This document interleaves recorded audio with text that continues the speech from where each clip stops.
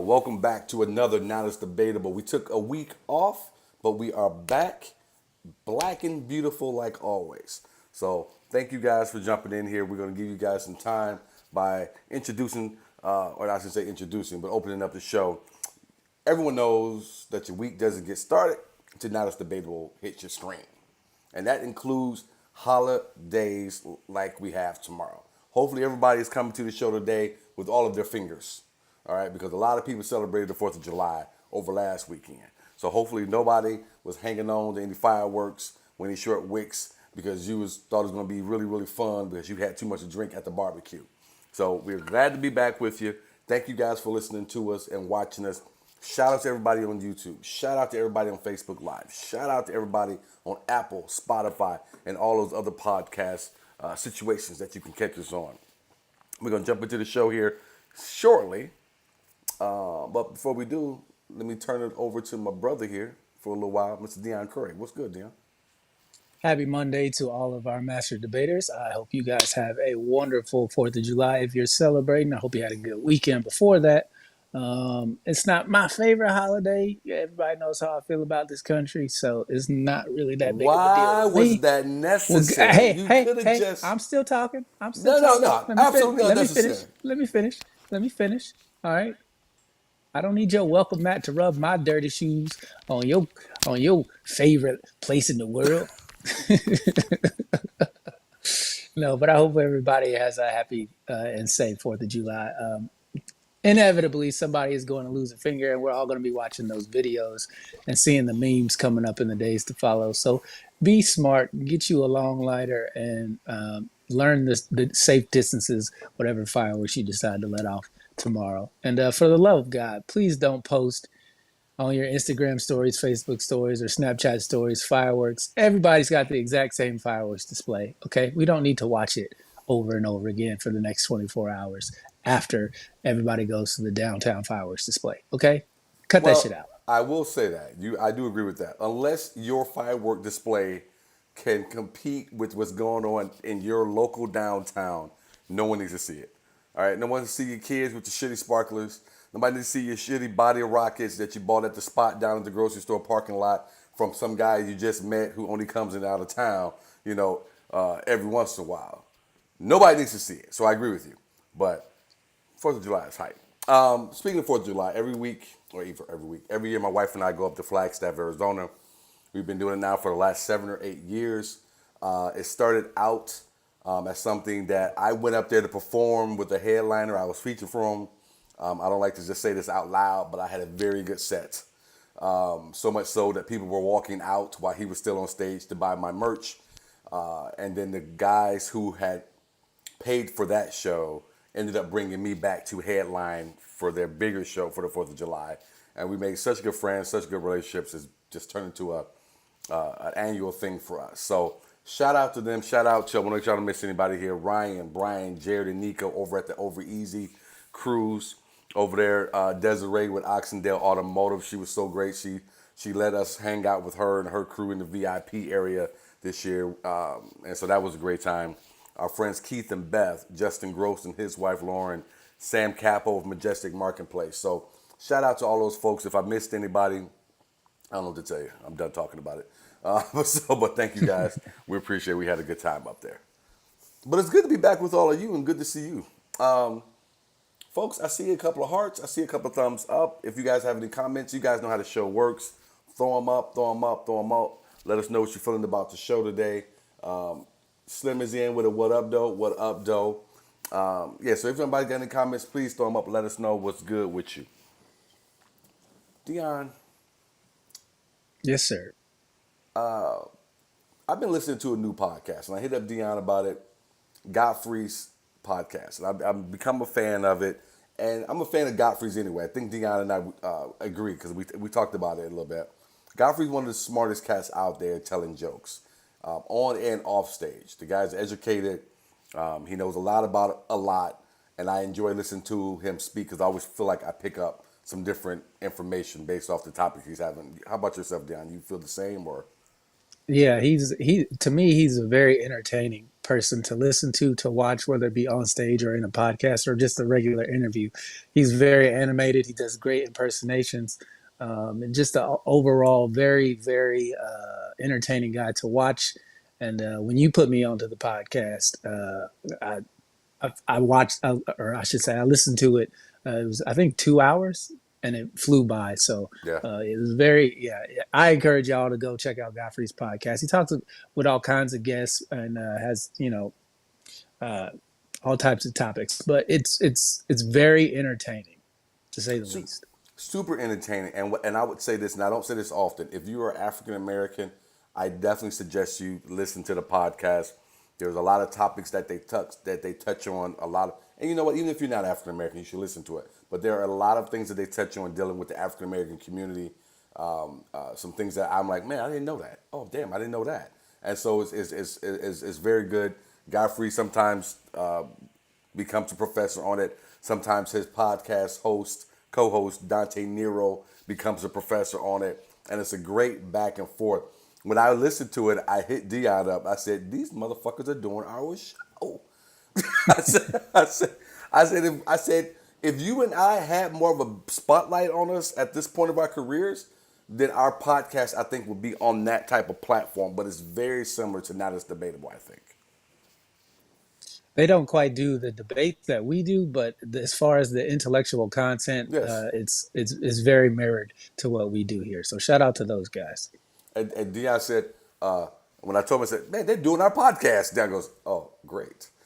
I was like, we need to reconstruct this whole thing all of a sudden. Uh, for those of you who may have forgotten, August is not with us anymore. So Dion and I are back to reading your guys' comments. Hopefully, I don't have to lose my temper again. I haven't had to here over the last few weeks because you guys have been really cool. So I appreciate you so much. Charles is in with what up, though? Matty Wood is in. What up, bro? He says, thought you was in flag. I was. We got back earlier today.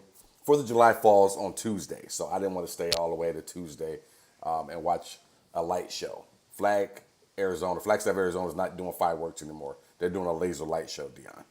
So I was not staying for the laser light show this year. I saw it last year. Must be a lot of dog owners up there. No, the loud, the loud bangs.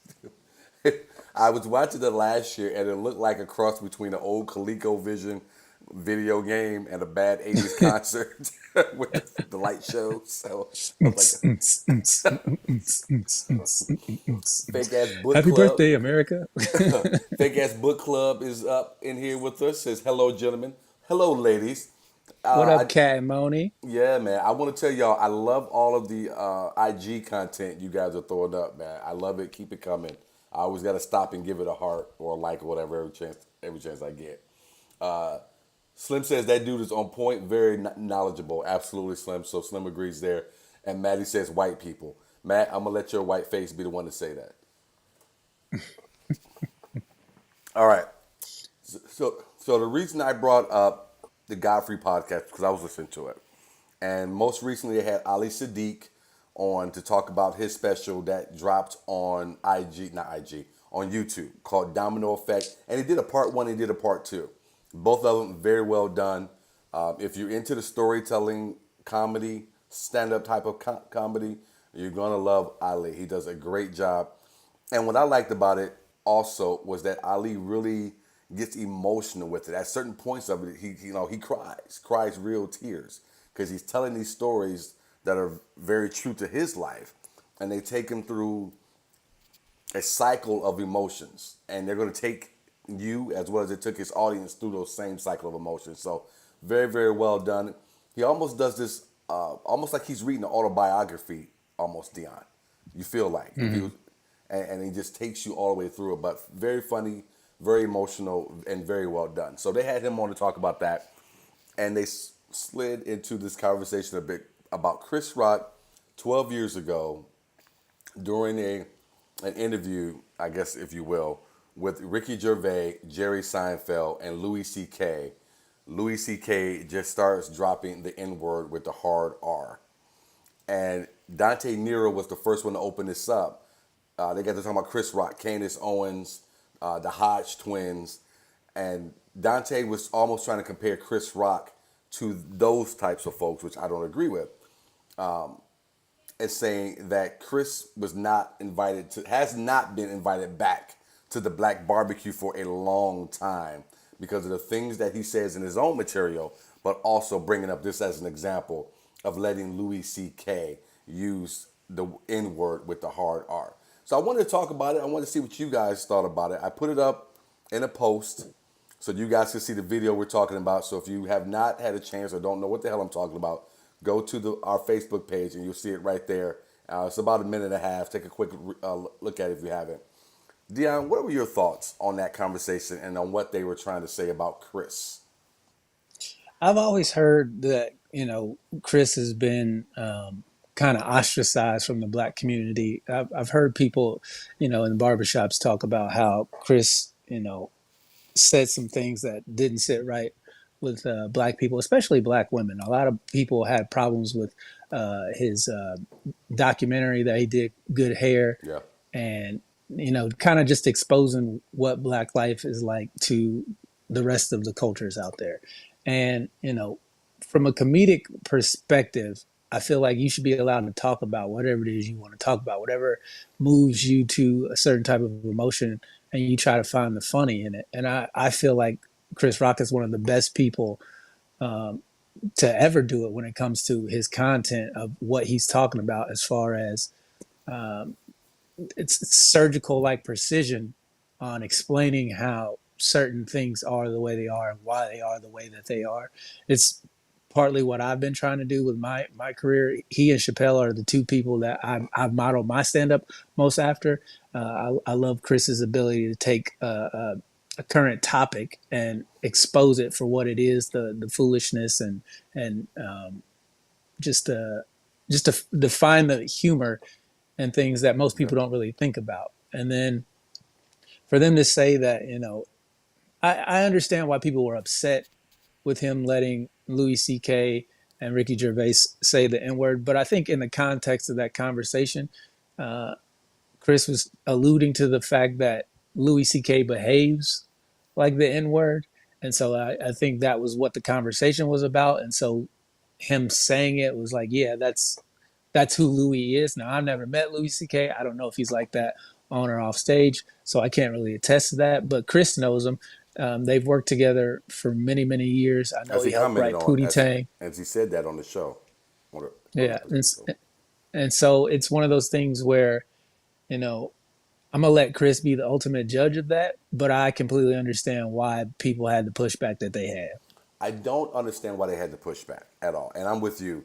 There have been some black people who have had some things to say about Chris. But as Godfrey, I think, made the comment, or no, Ali did, Dave Chappelle didn't have black folks at first either. And you and I have talked about this before. Black people are always late to support black people when it comes to entertainment. White people are always going to be first, 9.9 times out of 10. White people are there to support with their laughter, with their actual money, of buying merch, buying tickets, and all those different things. And so to say that black people are not riding with someone or they didn't get there until later, that's not new news. You're not breaking any big barrier by saying that. That's just the way it is. I think it's a cultural thing. But going back to the video, to me, it seemed like Louis was doing a callback to one of Chris's jokes. And if you know Chris's material, he does this bit, black people versus niggas. And so for me, that's where I thought Louis was going with it, as a callback to the joke, and then the conversation kind of went from there. Where Ricky came jumping in with it, I think that was just Ricky Gervais just being Ricky Gervais. But I really thought that's what Louis C.K. was doing. And the other thing also, which is why I found it odd, because Dante Nero and Ali Sadiq and Godfrey are all professional stand-ups. That was a stand-up conversation is what I took it as. Nothing more, nothing less. It's one of those things where I often say to people, you live in America, it's a free country, you can say whatever you want. But to me, as I look at our white brethren, and my only question is, why do you want to say it? Hmm. Even no matter the context in which you're saying it, the desire to say it is what I look at the character of a person. Where we had Louis C.K., Ricky Gervais, and Seinfeld. Two of those guys wanted to say it. The other one had no desire to say it, regardless of how funny he could have made it. And to me, I think that, in context of racism, that is the attitude that all people should have. Like, if you're not, you would never call another man's wife baby, right? So it's like, why are you calling my wife baby when you don't have that rapport with her? So this conversation between Louis C.K. and Chris Rock and Ricky Gervais may be a callback to his joke, but at the same time, the cameras are on. You know the stigma of that word. So the desire to say it. Now, Louis C.K. might have been calling back Chris Rock's joke, but Yes. Ricky Gervais was absolutely not. He was Oh, just saying it to be saying it. yes. And, Agreed. watching Chris Rock not check him in that moment, like, yo, chill out. You know what I mean? Like, even if he wasn't serious, just the attempt to check him, I think, is what really rubbed most black people the wrong way. Is that he didn't even be like, yo, cool out. You know what I mean? You got to say something. Well, look, most people who will want to comment on this, outside of the three people who kind of put this back on the forefront of my mind, are not going to be stand-ups. And if you are a stand-up, chances are you're not going to say anything to Chris Rock anyway about the fact that he didn't do it. But here's my question: the dude is on TV doing this show. Do you really expect Chris Rock to change the energy of this entire show by turning into what we've tried very hard not to be because it's such a stigma to it? You really asking Chris Rock to turn into the angry black guy? The only black guy on the set, you want to turn into the angry black guy. Not that you'd walk away thinking that he was, but those people he has to work with, some of the viewers, some of his fans may. Are we really asking him to do that? I think the point that you're making about him being the angry black guy takes out of context why he's angry. And I think that's the most important thing when we talk about the stigma of the angry black man. It's like, does the black man have a reason to be angry in this country? And absolutely he does. And so this whole idea, oh, you just another angry old black dude, was like, well, every angry old black dude, you gave him a reason to be the angry old black man. So to me, I despise the stigma of being the quote unquote angry black person in the room, because usually when black people are angry in public, they've had to deal with some bullshit that nobody else has had to deal with. But you know what, Dion? I'm not saying that the angry black man does not have a reason to be angry, but that's never part of the story. And if Chris Rock got angry or was perceived to be the angry black guy at that moment, when they went to run with the story or people go to talk about the story, whether it be at the barbershop or it be in a boardroom, it would still be the angry black guy. No one will talk about the fact that he has a right, or very few people will. Maybe in the barbershop they would. I don't want to take that away. And that's with every angry black person, angry black woman, angry black man. No one ever talks about it, even if they're in the right. No one ever talks about it. Well, I mean, if they're going to perceive you as an angry black person anyway, what difference does it make? I mean, you Well, check them on the spot. I So, think I think I think it matters depending on what you have and where you are in your career and where you are in the world. Everyone has different things to lose. Everyone just can't take the dice and roll the dice. And this is assuming Chris didn't say anything when the cameras were off. Maybe I don't know if he said anything. We don't know that. That's never been said. But assuming he didn't, I thought he played it right. And again, I thought Louis was doing a callback to Chris's but material. well, take a perfect example of what happens in society is Seinfeld had every right to check both of them, and he didn't. He just said, "Well, that's not how I behave." But he didn't say, "Hey, you guys, that's not cool."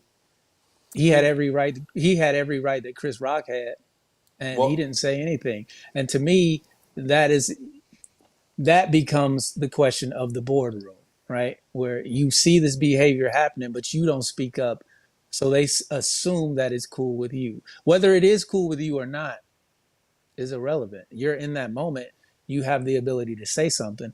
I liked how Seinfeld explained that I don't go looking for the funny in it, but Yeah. in that moment, he had the perfect opportunity to check Ricky and Louis C.K. Like, come on, y'all can do better.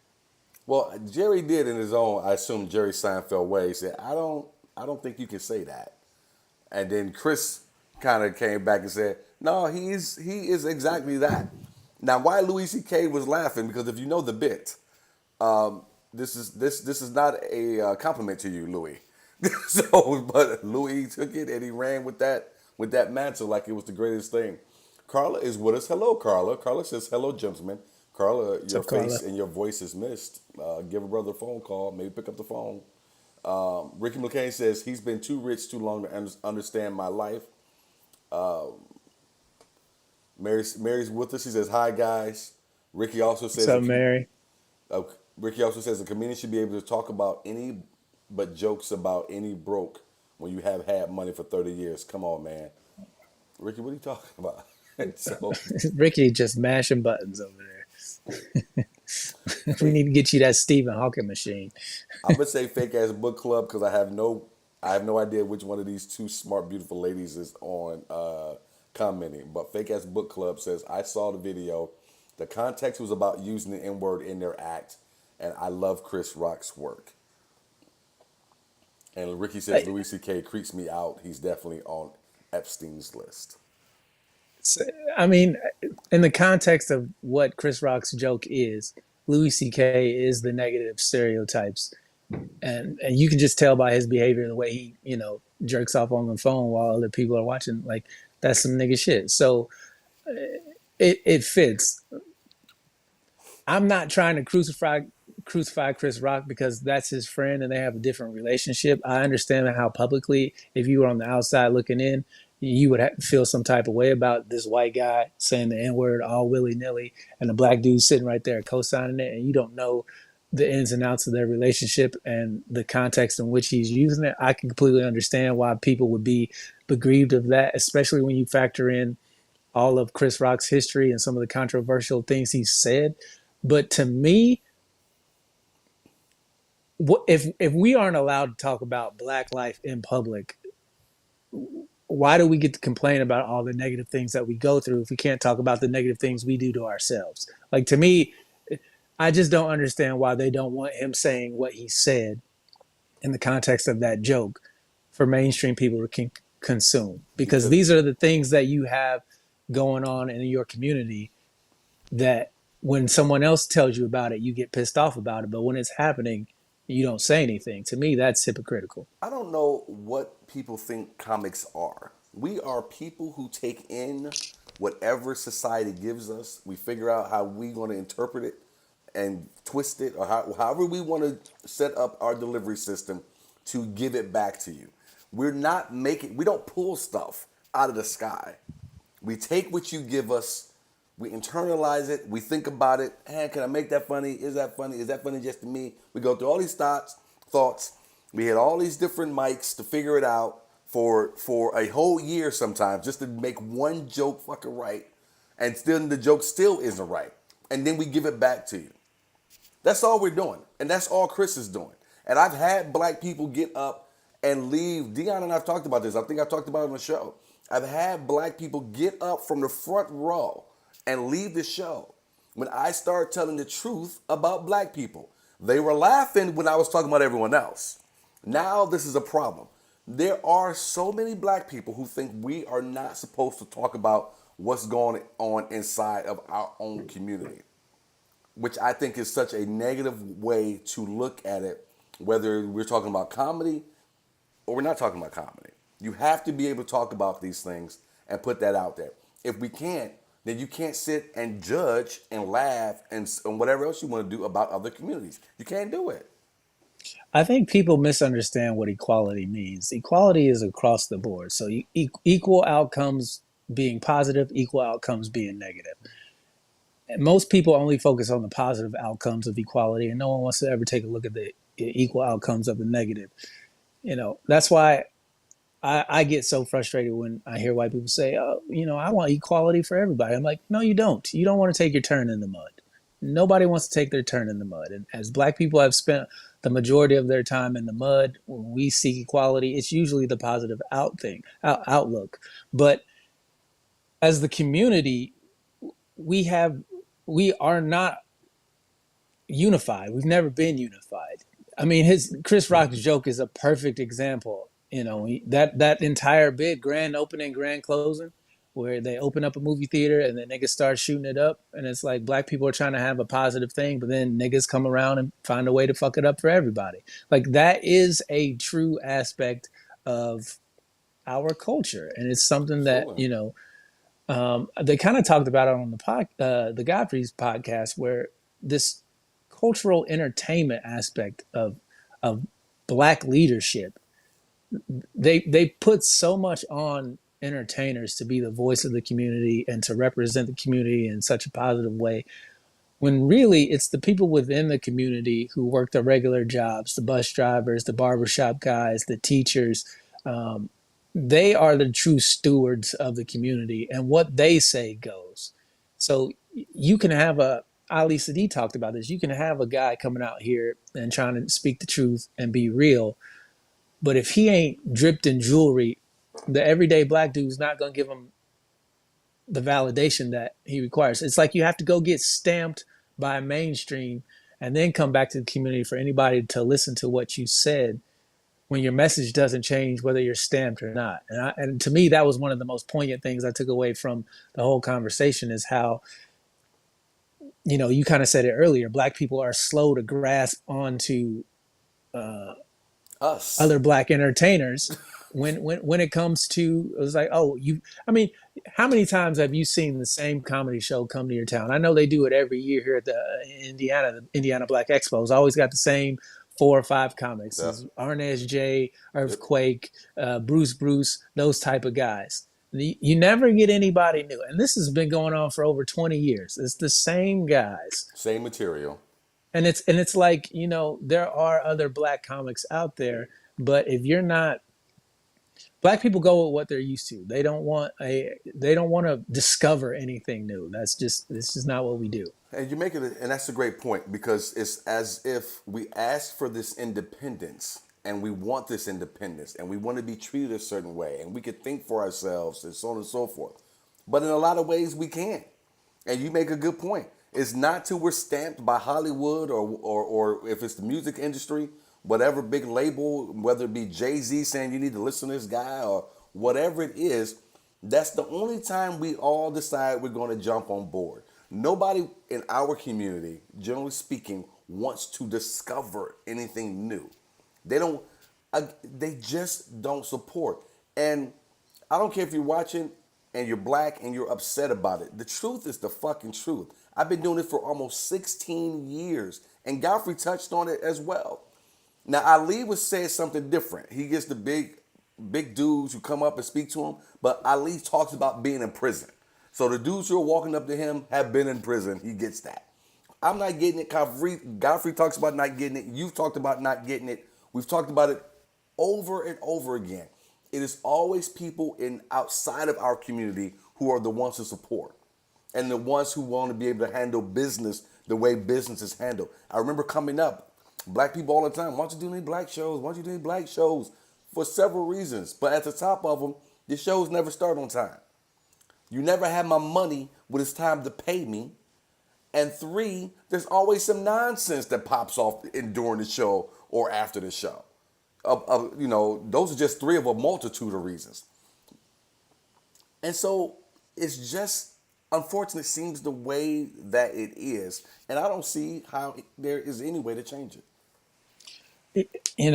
I've been doing this for 18 years, and the stark contrast between doing a black produced show and a main produced show is it's so unfortunate to see that. It's like all these black people are coming out to a comedy show, yet they don't have enough respect for the promoter, the venue, and the performers to give them the same type of attention and respect that they would people that they know have made it.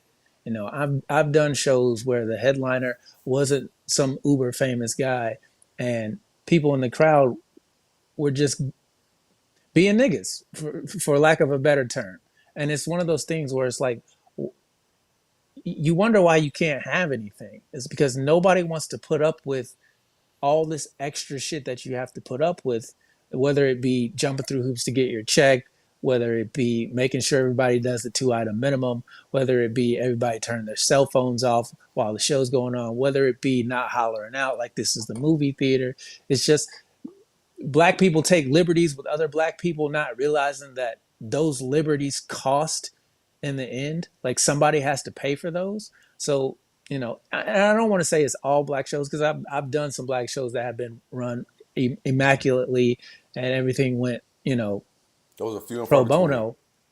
But I can count on one hand those shows versus shows where I've gone to and it's just been complete nonsense. Whether the lighting's not right, or the microphone don't work, or somebody's late, and you got people walking in. This is the thing that really irritates me is when people walk into the front row an hour into the show. Like, motherfucker, where were you? Like, it's Yep. disrespectful to everybody else in the room and the performer on stage where you got to make this big ass entrance. Like, the show's not about you. Yep. Why can't you be here on time? Not to mention that the other comics normally, because normally it's only in my experience, I'll play Dion's role. In my experience, I don't want to just paint every one of the shows this way. But in my experience, there's only one or two professional comics. And when I say professional comics, I mean comics who treat this as a business. And everybody else on there who does not do things that they're not supposed to do, such as run the light by 10 or 15 minutes. So now a show that should have been an hour and 20, hour and a half, this show is taking 2.5 hours long. And if you are the comic that they brought in to be the cleanup hitter because you are the pro, you got people walking out and leaving the show before you ever get a chance to get on stage because the show's taking 2 hours. And so there's a lot of different things that happen with it. When you're talking about that type of show versus that type of show. But there were some great points made, in my opinion, by Godfrey, where we don't support one another. And the reason they got on that discussion was because they started talking about Matt Rife. If you don't know who Matt Rife is the hottest thing in stand up right now. He's just killing it in terms of ticket sales. He's getting ready to do a world tour next year. A lot of this has come from his YouTube, not YouTube, but from his IG clips that feed over to his YouTube. And he has great support from women, mostly white women, as Godfrey would put it. But that's how they got into this conversation because Godfrey posed the question, with all of the black people we have in this country, why don't black people support their entertainers the same way that white people, specifically Matt Rife, his fan base has supported him and pushed him to this position? Because without that, we don't get to that level. It's a numbers game. And if you don't support, no one who looks like you can get to that level. Kevin Hart didn't get to his level because a bunch of us like Kevin Hart. Kevin Hart get to that level because a bunch of people who don't look like us, with a mixture of us, jumped on board and pushed him to the level he's at now. I mean, can you name one black comic who got to that level on the backs of black people? Not off the top of my head.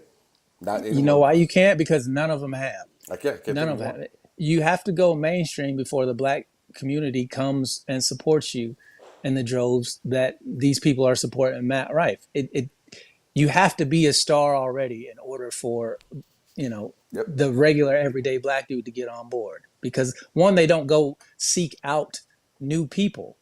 I mean, Right. we kind of talked about it earlier. No Right. one, they're very happy with Earthquake and Bruce. And no disrespect to those guys, they're making their money, they're doing what they're doing, and they have longevity over their careers. But at the same time, how do you put on the next guy? How do you get the next guy? If Bruce and Earthquake were mainstream, would they be putting on? I can't answer that question.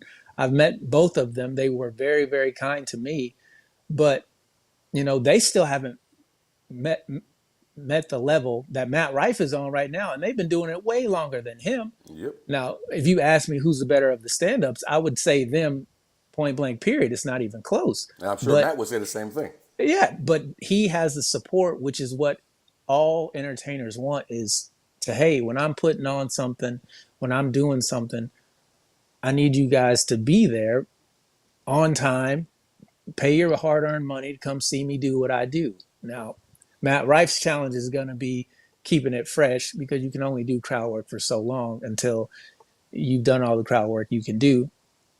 So to me, this world tour, if he lasts past this world tour, I will be shocked. I'm rooting for him because he's a comic, and if he does it, that just means the door will open for another comic down the road. So I'm really hoping he has a lot of success. But a 30 city tour doing all crowd work is risky business. especially in the theater. I would agree with that. And I've worked with Matt, nice guy. I worked with him 18 months ago, and 18 months ago is 180, almost 180-degree difference to what it is today in terms of ticket sales, popularity. There was no talking no war tour. Nobody saw this coming, and that's the other thing when we talk about comedy and show business. No one can tell you how to get from that point to that point. And so this is a shock to a lot of people. A lot of people pretend it like it's not. I've listened to some other, I've known Matt Ray forever. Oh, I knew he was going to. You didn't know. You had no idea. You had no idea. No one saw this coming. Comedian August O'Neill throws on the board. Well, before I get to her, Ernest Six has said some nice things. August says she's agreed with you. She said a few minutes ago. Ernest says 100% LMAO, facts, loving this topic.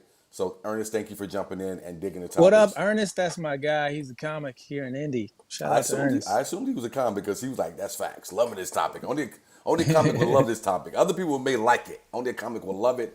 Comedian August O'Neill says Richard Pryor is her answer to what comic has got there with black people, and I would say August, you're completely wrong, Yeah, because she's so wrong. completely wrong. Because Richard was trying to become Bill Cosby when he first started doing comedy, and he was on all of the white shows well before he flipped and decided I found my own voice. I'm going to do my own thing. But even then, there were still tons of white people who loved Richard and went out and bought tickets and propelled his career to the heights that it got to.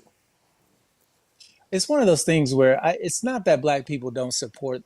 It's Yes, the it is. amount. Well, that's not true because there are very supportive black people who go out to see Earthquakes and Bruce Bruces and DL Huleys and those like they go every time whether the material's the same or not. They support. What I'm saying is the mainstream power that white people have is not the same mainstream power that black people have.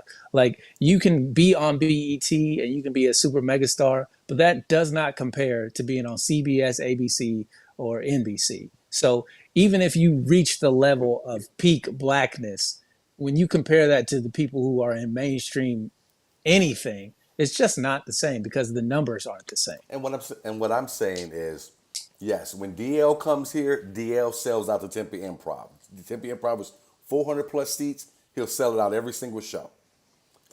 Bruce comes, he does stand up live, he sells it out. I'm not saying those guys don't come, and there is a lot of black folks who come out to those shows. What I'm saying is, of those black folks, very few of them were around supporting these guys when they were making their way up. It wasn't until, as you put it, mainstream put the spotlight on them, whether it be a TV show, whether it be a movie, whether it be whatever, that then oh shit, I got to go see this. I got to jump on this. I got to jump on this. I got to jump on this. Well, I mean, how do you expect people to find, how do you find Matt Rife? How do you find these guys if it's not for TV? No one knows us because we're not on TV. So it's one of those things where you got to have word of mouth and I have a let's great fan let base. I have a great fan base here, and they yeah. come But out. are they black people? Is what I'm saying. That's my point. And that's my point. If them people can find me, you can find me. And to my point, that's what I said earlier. We don't go looking for new. No, we don't. Black people don't go looking for new. When new shows up, we'll check it out. But black people do not go searching for new anything unless it's clothes. They ain't checking for the hottest new comic around. And by the time it's If it weren't for the internet, guys like Desi Banks and Country Wayne, no one would know who they were. yeah, yeah. And I was gonna say to you, by the time black people jump on, it's not new anymore. These people have already been doing it for a long time and have gotten that support to get to that level where black people finally notice. Ricky says, anything, not any, y'all gotta chill. Now I assume Ricky's trying to say not anyone, y'all gotta chill. And Ricky, we don't have to chill. The truth is, not anyone. Facebook user says, and I'm not sure if I don't know if you can see their name, says I love Matt Rife. Is that Chelsea? No, that's Dana. Okay. Dana, let us know why you love Matt Rife. I want to know from you. I'll give you three guesses, but I bet you only need one. Let's see here. Mallory, Mallory. Mary Ballard says, I stalked Sydney. Mary was coming out to all the shows. I know Mary will be at my special that I'm shooting on November 11th. So, so tickets will go on sale for that August 15th. So if anybody's out there, I don't want it to be misconstrued as like I'm complaining, because I'm not complaining. Whoever supports me supports me. It's not my job to worry about that. It's my job to just keep producing good material for people to consume. You find me when you find me. Do I want the support of the black community? Absolutely. But I'm not finna go over there begging the motherfuckers to come check me out. I don't have time for that. So if it takes me going mainstream and then popping and then black people show up, all I'm gonna say is took you niggas long enough. But I'm glad you're here. look, man, we're having a conversation. Truth is going to be truth. And so if you agree, you agree. If you don't, you don't. You know, it is what it is. But if you never watched this show before, welcome to us not sugarcoating shit. All right. Therese says, Earthquake put my friend on Chris Mosley shows across the U.S. Does that count, or am I reaching? Hey, fellas. Hi, twin. What's up, Therese? And she says, hey, Dion. What up, Therese? Therese, let me read. I'm gonna reread this again. Earthquake put my friend Chris Mosley on shows. Chris Mosley is a comic here in the Phoenix area. I guess he put him on a ton of shows across the U.S. Does that count, or am I reaching? Earthquake putting Chris on shows. I mean, that counts for Earthquake reaching back and pulling someone forward. I've seen that done before. No, you're not reaching at all. But it's not the same as. I don't think it's the same thing as what we're talking about right now.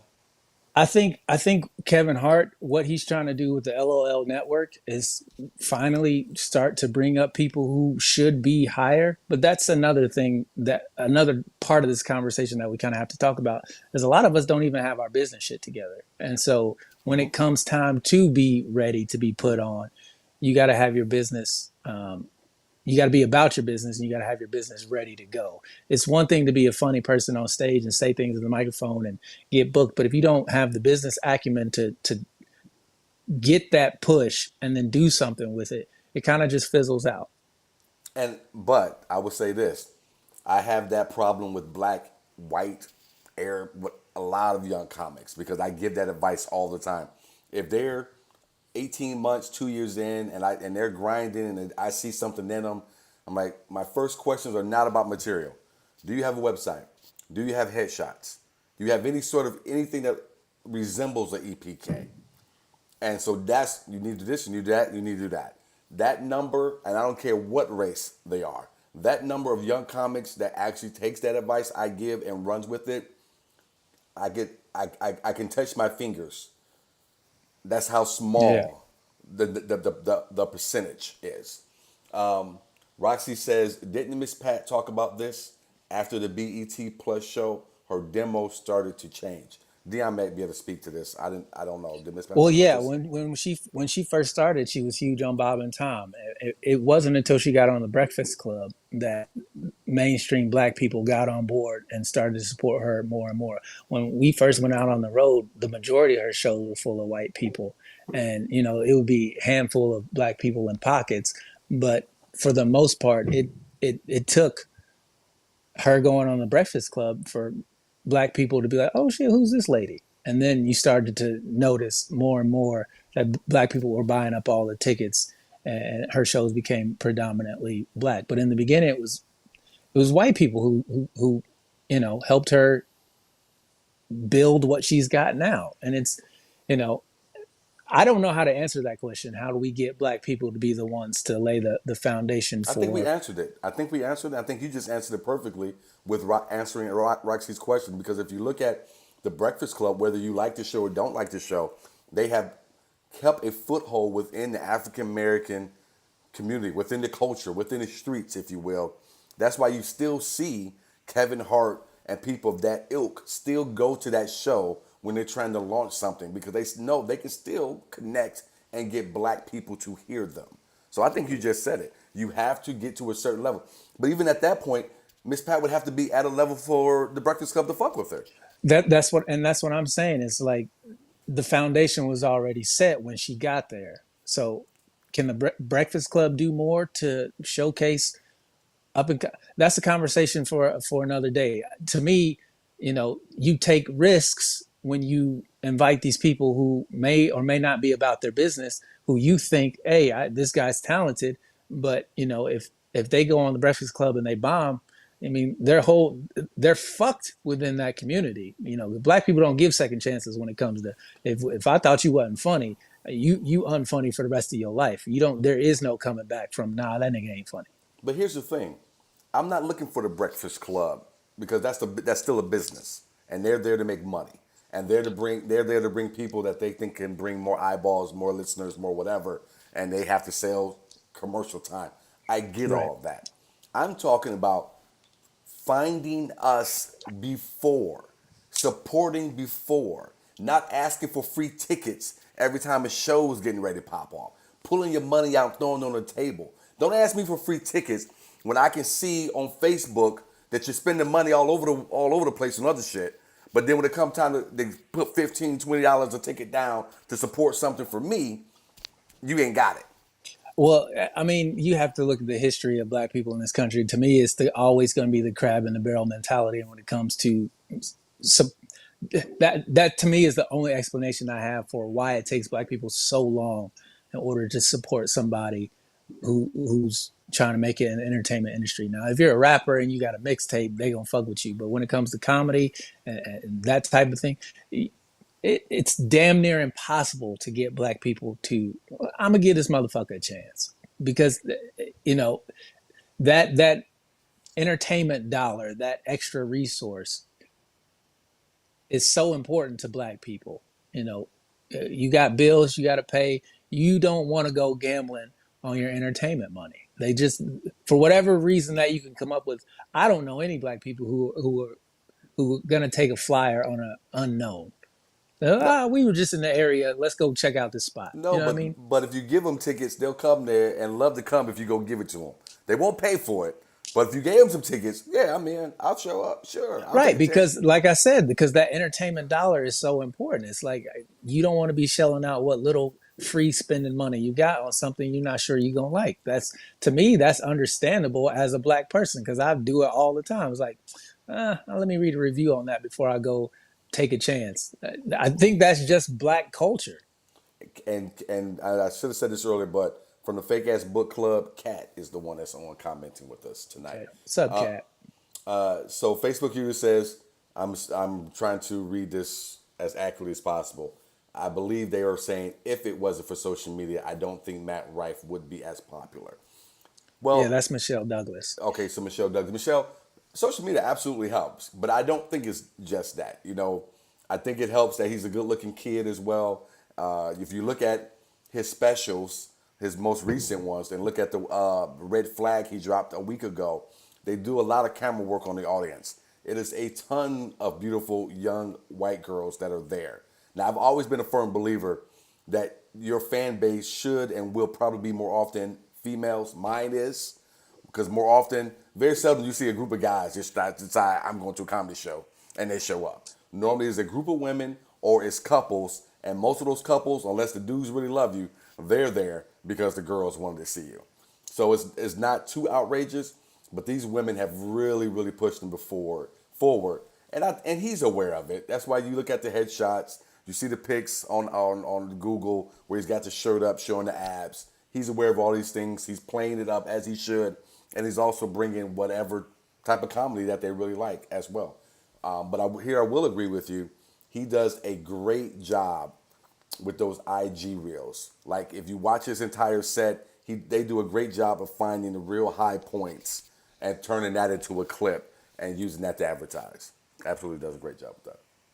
I was trying to think of any comedians that I know of whose majority fan base is mostly male. And Corey Holcomb's the only one I can think of where the majority of his audiences, in times I've seen him, the reason people were there was because if there was a woman there, it was because she was on a date. I don't think I've ever seen any women just by themselves go check out a Corey Holcomb show. Whereas you take the flip side, most women go to comedy shows in groups, and guys come along because the girl's like, "Oh, I want to see this guy," or it's a couple thing and they both like the comedian. You know, I I can't think of many male comics who have predominantly male uh, fan bases. Corey might be the only one. You might be right, and and mostly because of Corey's material. Right. Because I've never seen anyone walk women like Corey will walk women with based off his material. So I think you're Yeah, right. it's not even close, Corey. So But that's one of those things where it's like, you should know what Corey's gonna say before you ever show he's up. been around Like if forever. you go to a Corey Holcomb show on accident, that whatever happens to you is your fault because you didn't do your research. Because Corey has been the exact same guy his entire career, and he's never pulled any punches. He ain't gonna start today or tomorrow. So if you go into that situation and you get up and leave, that was your fault to begin with. You know who I'm thinking of right now? Who I'm trying to. I was trying to think of as you were speaking, and you're right, Corey Holcomb. And for anybody out there who had a friend who took you to a Corey Holcomb show and you got mad, that friend does not like you. So know that because they knew that you were going to get upset. I was trying to think of what black comic could I think of that I would put on a level of Matt Rife right now, where it seems like it kind of came out of nowhere. Ton of females who dig him, and he just got and that's what kind of carried them for quite some time. Bill Bellamy was who came to my mind. But see, but that's the thing. Bill's been in movies. He's a Hollywood guy now. Now, but I would. I'm talking about when he was coming up. He had that pretty boy thing. The females really dug him. That's what for me, in my opinion, that's what really pushed him. Then he got on the MTV, and then everything else came Okay, after yeah, that. yeah. Now that makes sense to me. Yeah, he. The more and more I think about it, yeah, you're spot on. I can't think of anybody else I can't even think. remotely close to that type of kind of rise. They're Matt Rife after this world tour. I'm sure we're going to see him in a ton of movies, Absolutely. the same way that we saw Bill Bellamy. So I mean, yeah, that's a really very accurate comparison. All right. Okay. No worries, Therese. No worries. I'm glad you're here. However you got here. Mary says, "Hell yes, I will be there." So she'll be at the taping of my special. I appreciate you, Mary, for that. She also says, "I would love to see you guys on LOL. My heart will be so happy." Mary, it's all coming. It's all coming. I'm glad you're here early because everybody who gets here late, we're gonna be telling them to fuck off. Ernest says, "Yep." Not sure why he says, "Yep." Ernest. So I apologize if I got to the comment late. Fake Ass Book Club, aka Cat, says historically white people have more resources to help support comedians. And Cat, I would say that you're halfway there, and I would agree with you. Historically, white people do have more resources to go out and support. What I would say to you also, I know some broke ass white people who come out and support too and buy tickets. So that's where you and I would separate on that one. More resources, absolutely. But Dion made the point, which was a great point. Black people spend their money on what they want to spend it on, and on anything they got to take a shot on, other than going to a casino, they're not gonna do it. Yeah, it's one of those things where you got to maximize what little you have, and black people typically don't. I would say the average black person doesn't gamble on anything new when it comes to a restaurant or a comic, hell, music, movies. They'll wait till everybody else to say, "Oh yeah, you should go check it out." Excuse me, before they ever hop on. See, comedian August O'Neill says we want Fallon. I don't know where that came from or why you would say that. And with caps, all caps. What does that got to? What are you talking about? Ernest Hicks says facts. Black people see you the first time and you bomb, they won't give you a second chance. This is very true. Facebook user says laugh my black ass off because I'm poor. See it. I don't know who said that. Can you see That's that? your boy Slim. Oh, okay. You are not poor, not in the least. So let's move on. Roxy Perez says, It's like the samples at Costco. Some people want to try it out first. All right, well, yeah, I mean, they can, absolutely can. But I think the argument becomes, well, we are of the same skin color, so you should be more willing to take that risk with me than it is someone else. And I think that's kind of part of the context of this conversation when it comes to how, Matt Rife has gotten this meteoric rise of support from women who think he's hot and or funny. It's like they are taking a chance on this guy who they've only seen a minute 30-second clip, and they're willing to shell out $600 to go see a whole hour of what they saw a minute and 30 seconds on. Whereas you and I have been doing this for 16 and 18 years respectively, and it's like, yo, I have to haggle with free tickets just in order for you to take the time to write it on your calendar, so maybe you show up. It's like, what more reason do you have to support me other than the fact that, one, I've been doing this for 18 years. Two, I'm really good at what I do. And three, I need your support. Like, it's one of those things where it's like, hey, I look just like you. I know what you've been through. Roll that dice on me and take that chance. Maybe I have something funny to say that oh shit, this is a new guy that I can come check out. But, Well, I'm to the that's the point. struggle. I'm at the point now. I've been doing this long enough. My fan base is pretty solid. I won't give free tickets unless I want to, and most of the time I give them to people who've come out to support me repeatedly. Like Mary would tell you, and Mary turns them down all the time. I'll say, Mary, hey, I'm gonna give you guys a couple free tickets. She always says no. I want to buy my tickets, which I appreciate. But those are the people I reserve the free tickets for now. I don't feel the need as we all do when we first start. You're trying to get people in because this is the business. You got to show you can put asses in seats and all that type of thing. I don't feel that need at this point. Maybe that would change as things move to that next level and rooms get bigger. But right now, I don't feel the need. But when I did,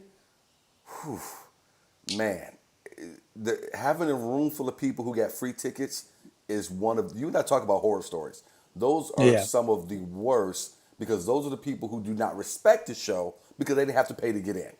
So they treat it right. like a complete car wreck. Oh, it's the worst. It's one of those things where, you give them the free sample, as Roxy put it, like Costco. You give them the free sample, and it's like they enjoy it, but they already got it for free. So now they're like, "Well, I don't want to pay for it when you gave it to me for free." So it's kind of this double-edged sword of, well, I I gave you the hookup, so now it's your time to hook me up by buying a ticket to the next show. And it's like, well, why would I do that when I came and saw you for free the first time and I've already seen you? So I'm assuming you're gonna do the same thing. So it's like, why would I pay for that? It's like one of those things where it's like, bro, even if I am doing the same thing, I gave you the first one for free so you can come back and see it again because you enjoyed it. And it's Yep. black people are notoriously bad at being like, nah, I'm gonna go support this man. I don't want the free ticket. A perfect example. My cousin uh, just graduated from college. He's a doctor now, right? So we had like a family get together in June, and they asked me to do stand up at this. Now, I've always told my family, I do not want to perform for y'all. Whatever vacation function, whatever holiday function is, it's my day off too, right? So the last thing I want to do is be performing for y'all. But my uncle insisted, and I was like, look, I really don't want to do it, but if you insist, I'll do it because you're my uncle and I love you, right? So he said he wanted a half an hour. Now I knew good and hell well with the jokes I had because I told him I'm not writing any new stuff. What you're getting is what I do. If that's what you want, that's what I'm going to give you. So of course he's like sure, and my cousins are there, and they have their kids, and I don't my material's not child friendly, so I'm doing my jokes. He gives me the light early, and I go, let this be a lesson to you that I told you before I didn't want to do this. Now you know for a certain fact that you don't want to book me for any of these future family functions. It's because this is not the place for you to be seeing what I do. And I love my cousins to death, but how many times hey, when's your next show? And then I tell them, and then Yep. they do not buy a ticket. Yep. And then the day after, like, hey man, how was your show? It's like, fuck you, cuz you you asked me about it, I told you about it, then you didn't show up, and then you want to know, like, why are you doing that to me? I'm supposed to be family, and I don't know about your family, Sid, but it drives me up the wall No, when they absolutely. ask about it, you tell them about it, you even hook them up with free tickets, and they can't even take advantage of that. It is one of the most frustrating things of all time. Early on in my career, talk about free tickets and not taking advantage. If I gave you free tickets after you asked, because I wasn't a dude at the mall walking around just talking, handing tickets. I've seen comics do that early on. I didn't do all that. But if you asked me for tickets or asked me the next show or whatever, and I gave you free tickets, you didn't use those tickets, I kept a list. And you went on the no free ticket fucking list like that. Because I find nothing more embarrassing, especially when your name is on the show. Deanna, you know this. The club is asking you, hey, how many people you expecting? How many people you expecting? Because they need to know how much staff they need to have on. And if I give them one number and that number falls way less based off of whatever reason, I'm pissed off. The club doesn't come and say anything to me, but you've embarrassed me. And you asked for the fucking tickets. And it's one of those things too, where even if the club doesn't say anything, they take note. They Absolutely. know when they're cutting the servers, hey, you can go home. Sorry, we called you in. We thought we were gonna have more. Like that stigma is way worse than any other type of stigma that you can have. If you over promise and under deliver at a club, that whoo, it takes years for them to give you a second chance if you ever get that second chance. And so, whether it be because black people don't respect you or because they don't think about it, it's one of those things where if you I offer you a free ticket and you say you're coming and then you don't show up, that fucks me way worse than just being like, nah, man, I can't make it. I got shit to do. I Yeah. would rather you Yeah. do that to my face every time I told you I had a show than for you to say, yo, I'm coming. And then I put it in a word for you. And then the day comes and you're not there because Absolutely. Absolutely. that fucks up the business. Absolutely. And this is a business. Therese says, I like my twin and I'll spend money. Well, thank you, Therese. I appreciate you. Comedian August O'Neill says, ha ha ha, at Roxy. Ernest says, Dion, like, just called me. And he has some Ike laughing. just called. Oh, I'm Ike, sorry. I just called. I he's apologize. he's he's a black promoter here. Okay. Is there a story to this that you can share, or do you want to? Yeah, but I'm not Okay. talking about it on air. I'll tell you off. All right. August says Sydney Cool J. I have no idea what that means, but I'll take it. I hope it's a compliment. Let's see here. Roxy said something I wanted to read. Damn it, I lost it. Is it a Roxy. response to what Oh, there it is. August said? Yeah, it says comedian August O'Neill. It's a commitment issue for some folks. You know, some be eating booty faster than they can commit to buying a $10 ticket. I don't know. And Mary says, I choose to spend a good portion of our entertainment dollar on live comedy, so it's a choice. Mary goes out to see a lot of shows. She does. It's not just my shows. She goes to see a lot of shows. Therese says, you shouldn't feel the need. You are a brand. We can invest in your brand. Thank you, Therese. Therese is just getting all kind of brownie points today. Therese would be able to ride on the private jet. August says, giving away free tickets is equal to me giving out buddy passes. Yeah.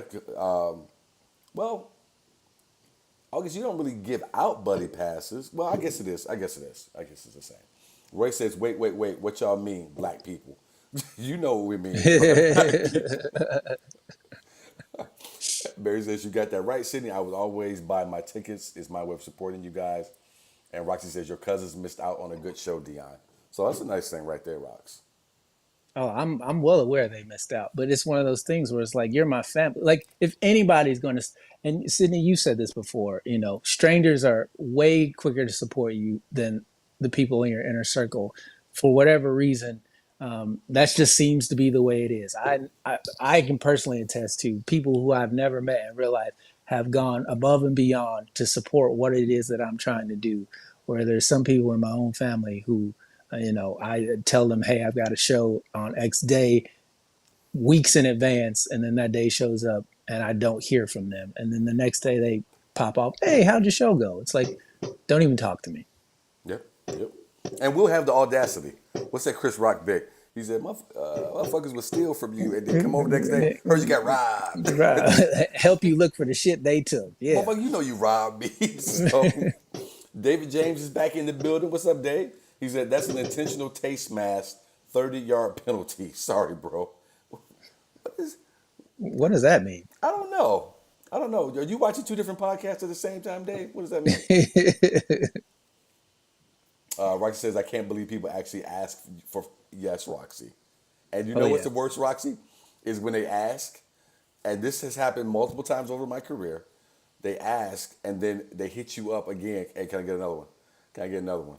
Oh, I just invited so and so. Can I get another one? Like you never say, yeah, I'm going to the show, but you need to go to his website to buy your tickets if you want to come. You hit me and you ask for more tickets.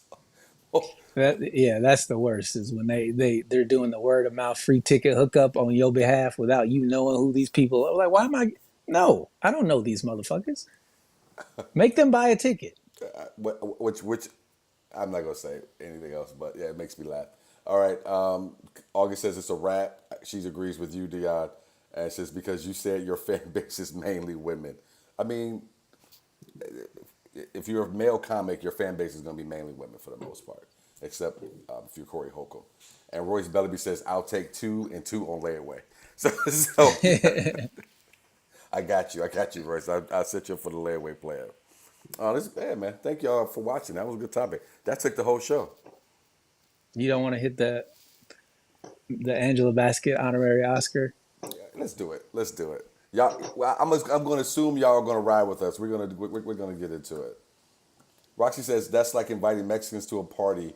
You invite one cousin, they show up with 13 people. I I can't say that. David said last show I seen those Sids. Some dude got engaged. Def ain't missing out on provided tickets. So David said he said the last show he came to of mine, he saw a dude get engaged, which is a mutual friend of ours, got engaged at a show. And it's, yeah, that was a fun night. But so he said he definitely ain't missing out on any provided tickets. So he must get hooked up on those for that night. Would What? is that something that you like when there's proposals in front of you? I set it up. Okay, so So you okayed it. Okay, yeah, it was a very good friend of mine. He wanted to do it. I called the owner of the club, which I can't name because the owner of the club asked me not to name it because he did not want a bunch of people doing this at his club. But he okayed it, and my buddy, he did it. He surprised her. We were able to surprise her. Dave was there, and it was a good night. And he proposed, and she said yes, and it was good. all right. She didn't see it coming. To me, it's weird. It's weird to me. Like, let's take my wife out, my soon to be wife out, to ask her in front of a bunch of that's weird to me. But Well, it meant something. It meant something to him in terms of our relationship. When he met her, when he was dating her, he made sure I met her because we're close and so on and so forth. And we've been friends for years, and he just wanted that to be a part of it because their relationship had intertwined with so many moments between he and I over the time that they were together. So it was, to him, for whatever reason, it meant something to him to do it that way. I fair enough. proposed in front of 30 people, so I can't say anything about anybody. So that's all I did. So I set it all up with Never gonna be me. rose petals, candles, all kind of shit. That was the only time I've ever been nervous speaking. Tamara came out, everyone's standing there, everything's lit up. First thing she says, "You got to be fucking kidding me." so I was like this. I was like, "Oh shit, it's about to go all bad." Royce says, "So if it don't work out, he gonna Will Smith you, bro." Royce, everybody knows me, knows what will happen to you. It's not gonna be a good day for you. All right, so let's move on to our next topic, and we'll try to get through this one quick. Thank you guys for rocking with us. The show has been going, and more eyeballs have come. We appreciate it. A lot of comments. If you have not clicked that share button, please do so. We would love that, love that, love that. Angela Bassett will be given an honorary Oscar. I was hoping to see some report over the last few days where she told them to go fuck off. But I have not seen any such report as of yet. Dion, you correct me if I'm wrong. I see this as a complete slap in the face. And I had pulled up something here that I wanted to read for everyone. So if you guys give me a moment to pull it up here on my screen. I Let's, just to interject here. I haven't seen anything about her saying no to it. So Angela So Bassett and Mel Brooks are among those who will receive an honorary Oscar at this year's Governors Awards. Bassett is 64, Mel Brooks is 96. Also, Carol Littleton, 81, who's an editor of films, will be getting one. She edited films such as Body Heat, E.T., The Big Chill. I think there's another one or two people. I also found the exact definition for an honorary Oscar. Honorary awards are given for lifetime achievements, exceptional contributions to motion picture arts and sciences, and outstanding service to the Academy. I don't know how you could be any of that if you've never won an Oscar before. So to me, for Angela Bassett specifically, this isn't, oh man, we really fucked up at the last awards. You should have got that, and we didn't give it to you. So now let us try to clean it up by giving you this. Go ahead, B. I'm sorry. yeah, to me, she is one of the people in Hollywood who has, I mean, her portrayal of Tina Turner was so good that for a while there I thought she was Tina Turner. She did the Jackson 5 story, the American Dream, and she plays Michael Jackson's mother. Catherine. And yeah, she was so good at Catherine. I don't want you, I don't want you, I don't want you no more, Joseph. So good. She was so phenomenal in that movie. She's one of those people where you look at her and you hear that she's never won an Oscar and you go, how? Now there's a certain person watching this show right now who doesn't even know who she is, and I say shame on you. You know who you are. Because she messaged me earlier talking about I don't even know who Angela Bassett is, and I go, you are the reason why we talk about white people in this country because you don't know nothing about black folk. Angela Bassett is a fucking national treasure. She's Absolutely. one of the top 5 best actresses of all time. It's not even close. And for her to not have an Oscar, to slap her with this honorary award when she's been sitting in the audience for how many of those Oscar shows where she's been nominated and didn't win is a fucking travesty. Completely agree. And again, like I said, they should have some type of rule. You can't get an honorary one if you've never gotten a regular one. Because if this is the definition of what this means to get this, I think if you hit a couple of those high points there that I see listed, then they probably should have awarded you one. And she should have definitely gotten it this last Oscar award ceremony. So, and when they talked Even if about, not, even if not for a starring role, the supporting roles that she's done, she's been phenomenal. So it's one of those things where like there have been multiple categories where she should have taken an Oscar for her performances. and this is a great example too, Dion, to do a callback to what we were talking about being the angry black guy or the angry black woman. When they kept the camera on her, because her face, she didn't do that fake smile and that fake applause when they gave it to Jamie Lee Curtis, I believe, and they made such a big to do about it for like the next 2 days, where they had just had to keep showing this shot of Angela not laughing and smiling and clapping when they gave it to Jamie Lee Curtis. I love that. And I love that because I was also the kid growing up who hated to get into that handshaking line after we lost. I don't like the fake nonsense. If you lose, you lose. I should be allowed to feel how I want to feel about it. And to keep that camera on her because she didn't choose to play this bullshit game when I'm sure she knew you guys fucked her over, and you wanted to try your own story and turn it into something else that you wanted to make it out.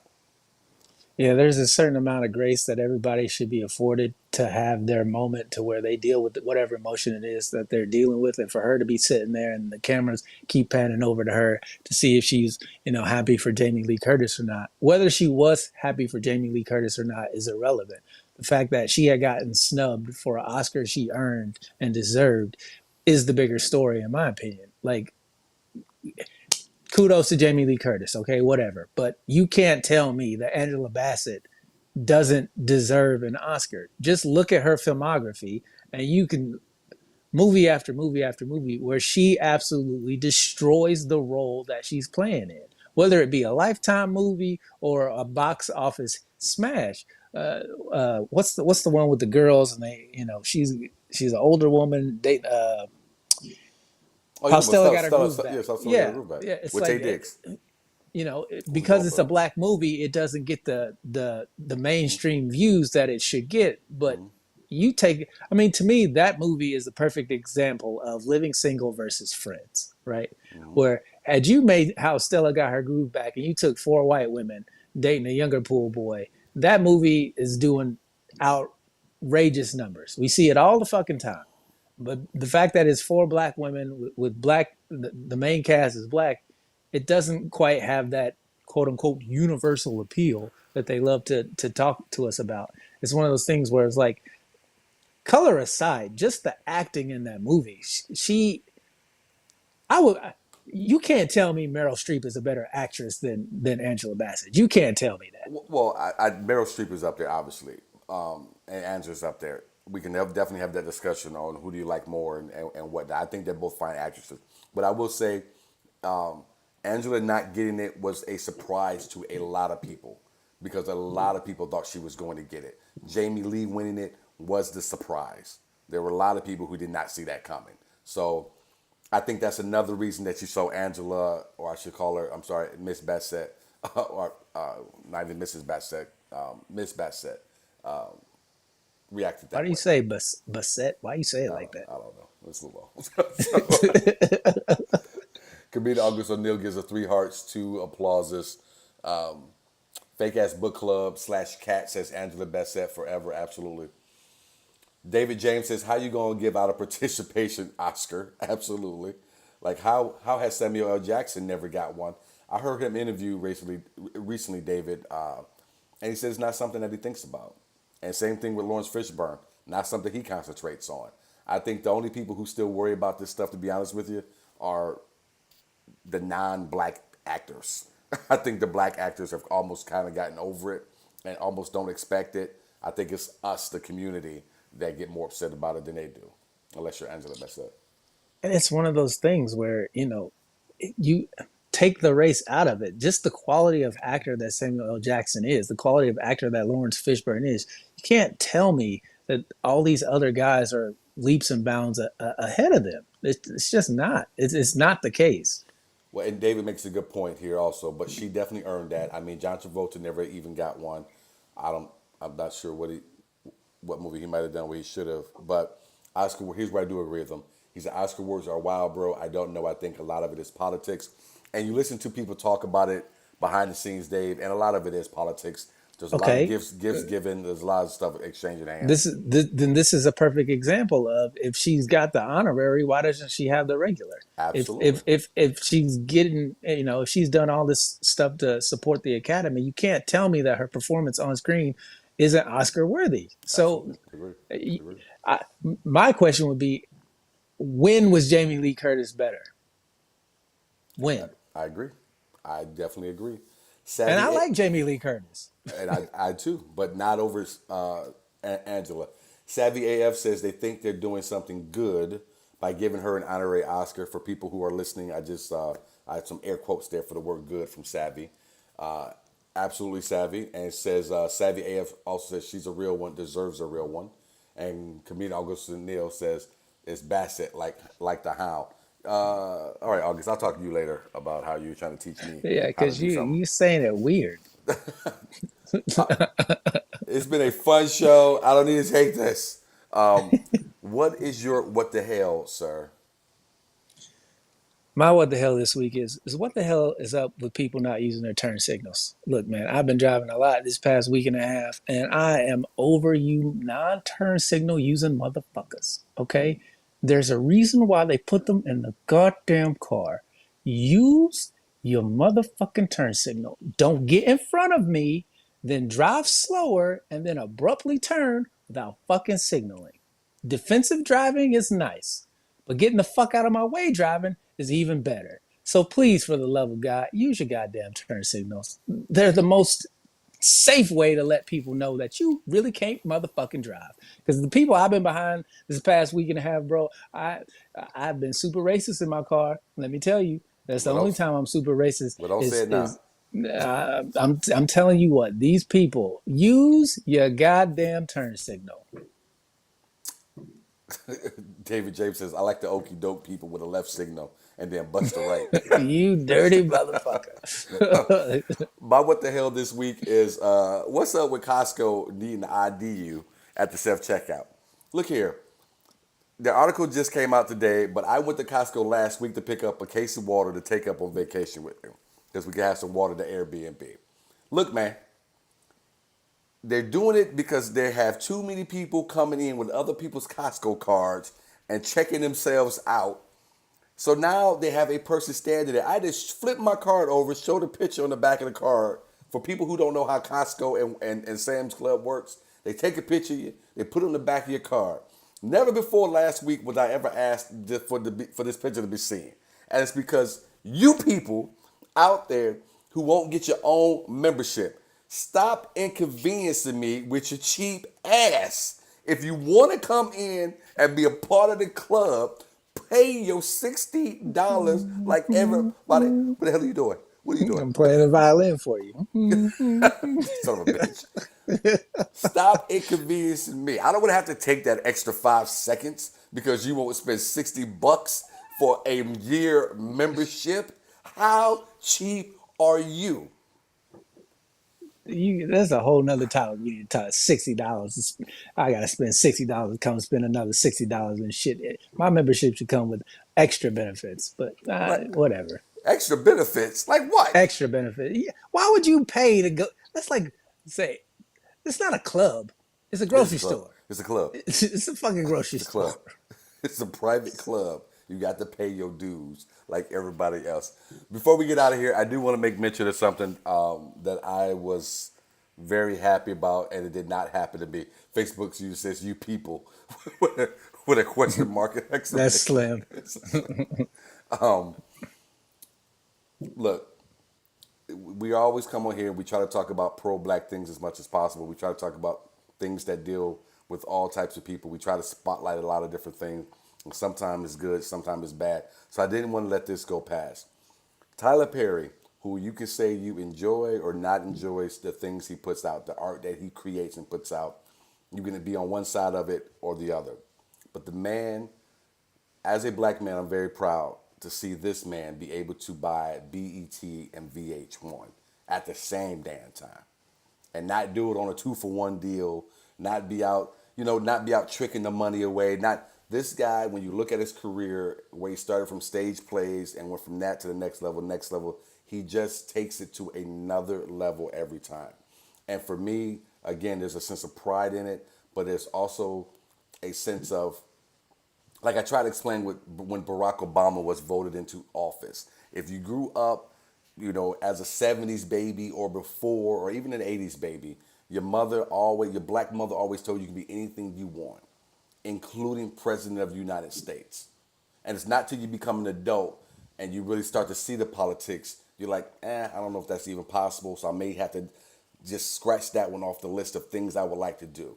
But when Barack Obama became president of the United States, I don't know when it'll ever happen again, but for black boys and girls going forward, you got to see when your mother tells you you can do it, you have an example.